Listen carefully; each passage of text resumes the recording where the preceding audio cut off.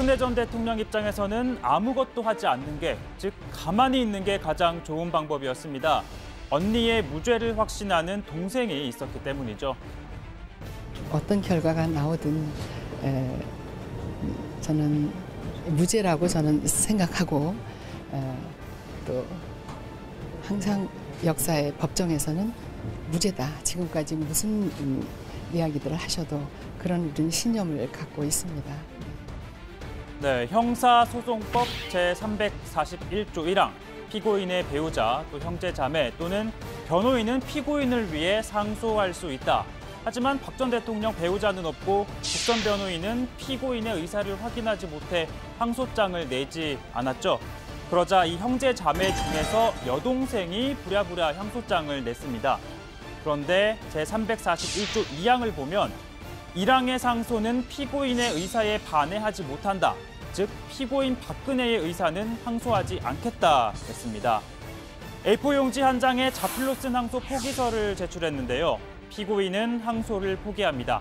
또한 피고인의 동생 박근영이 제출한 항소장은 본인의 의사에 반한 것임을 명백히 밝힙니다. 라는 4줄짜리 2문장이었다고 합니다. 항소를 포기했지만 징역 24년 1심 판결을 수용하겠다라는 뜻은 또 아닌 걸로 보입니다. 사법 절차가 정치 보복이라는 입장을 재차 강조하고 2심 재판도 계속 거부하겠다는 뜻으로 풀이가 됩니다. 진정한 소통을 위한 전제 조건은 모두가 법을 존중하고 그 법을 지키고 또 지위 고하를 막론하고 이 법이 공정하게 적용되는 집행되는 그런 사회를 만드는 것이라고 생각합니다. 네, 이렇게 법치주의를 강조했지만 현재 박 전 대통령에겐 법을 존중하고 또 지키는 모습을 찾아볼 수가 없습니다. 물론 박 전 대통령은 지난해 10월 구속기간이 연장되던 순간 법치주의가 무너졌다라는 입장이죠. 결국 2심 재판은 검찰의 항소 이유를 중심으로 진행이 됩니다. 1심에서 무죄로 나온 두 재단과 동계스포츠 영재센터의 제3자 뇌물수수 혐의, 그리고 양형이 부당하다라는 부분이 주로 다뤄질 텐데요. 따라서 2심 형량은 1심의 징역 24년보다 높아질 수는 있어도 낮아질 수는 없다는 분석이 나옵니다. 박근혜 전 대통령은 오늘 정식으로 시작된 선거법 위반 재판에도 나오지 않았습니다. 그래서 첫 재판은 7분 만에 끝이 났는데요. 대신 다음 재판부터는 속도가 붙을 것으로 보입니다. 왜냐하면 선거사법은 재판을 신속하게 진행하도록 규정하고 있는데요. 한 번 더 기회를 잡아 기회를 준 다음에 이때도 출석하지 않으면 곧바로 벌석 재판이 가능합니다. 재판부는 이틀 뒤인 19일 두 번째 재판을 열기로 했습니다. 박 전 대통령은 2016년 4.13 총선을 앞두고 현기환 정무수석을 시켜 친박 리스트를 작성하게 하고 또 불법 여론조사를 벌이는 등 공천에 개입한 혐의를 받고 있는데요. 앞서 국선 변호인을 통해 지시한 사실이 없고 보고받지도 승인한 적도 없다며 혐의를 부인했습니다.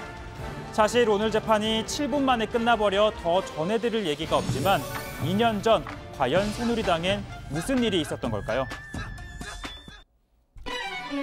20대 총선을 앞두고 대통령 박근혜는 최측근인 이향구를 새누리당 공천관리위원장으로 임명한다. 당시 이 위원장이 현기환 수석과 만나며 청와대와 의견을 나눈 건 공공연한 사실이었다. 게다가 텃밭인 대구 경북에서는 진박 감별사까지 등장했다. 각종 여론조사를 해보면 대구 경북이요 현역 의원 교체 지수가 제일 높습니다. 박근혜 정권을 성공시킬 수 있는 그런 훌륭한 인재들을 뽑아서 이들은 노골적으로 친박계와 비박계를 차별했고 그 결과 공천으로 나타났다. 새누리당 유승민 의원과 가까운 의원들이 줄줄이 공천에 탈락했습니다. 비박계 중진들도 고배를 마셨습니다. JTBC 양원보입니다. 결국 유승민, 이재호, 주호영 등 비박계 의원 6명을 배제하고 친박계를 공천하기로 결정한다.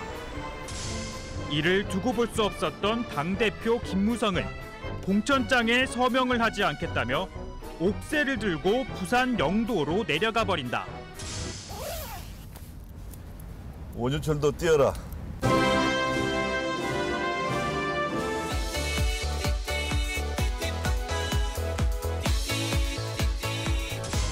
당시 영도 딸을 위해서 바람을 맞으며 생각에 잠긴 김무성의 모습은 여전히 회자된다. 훗날 알려졌지만 당시 옥새는 당사에 그대로 있었다. 옥새 파동 끝에 공천 3곳, 무공천 3곳으로 마무리됐다. 이때 출마가 좌절된 사람이 바로 이재만, 유재길, 그리고 유영하다. 당내 갈등은 임시로 봉합됐지만 선거 결과는 참패. 새누리당은 원내 일당을 민주당에 내주고 만다. 그럼에도 대구 경북에선 진박 후보들이 대거 국회 입성에 성공했다.